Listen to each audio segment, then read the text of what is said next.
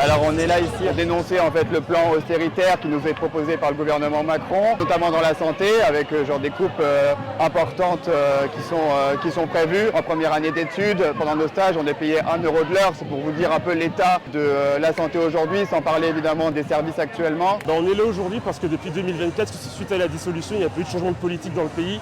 Hier encore, on a vu que le président a nommé un énième Premier ministre macroniste qui va sans doute mener la même politique austéritaire et préjudiciable à la population. On va se mobiliser tant que la situation sera la même. J'attends plus rien de ce système, ni ces institutions. Dans l'idéal, il faudrait un référendum d'initiative citoyenne. Principalement, c'est surtout pour elle, qu'elle a 9 ans, et pour devenir grande au monde mieux que ça. Il y a beaucoup de monde qui est bien, qui croit encore à l'amour et au bien. Donc j'ai confiance surtout en ça. Ça me fait du bien de dire que je suis en colère. De mettre des normes sur l'Europe, c'est une chose, mais il faut que ça soit sur la planète. Là, on est en train de partir vraiment très mal et je me fais beaucoup de soucis pour l'avenir. Comment faire entendre raison?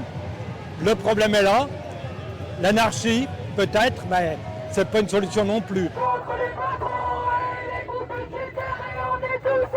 Ça fait des années qu'on a un vrai problème de gestion financière et sociale dans ce pays. La majorité des grands patrons récupèrent l'argent des aides de l'État. Il y a des problèmes de grosse précarité générale en France et c'est insupportable en fait. Le seul moyen de faire bouger les choses quand on ne nous entend pas autrement, c'est de gueuler dans la rue, donc faut le faire. La suite, essayer de faire en sorte qu'il y ait Macron qui prenne enfin des bonnes décisions sur les prochains ministres et éventuellement qui dégage si on se rend compte qu'il est incapable de se remettre en question, quoi.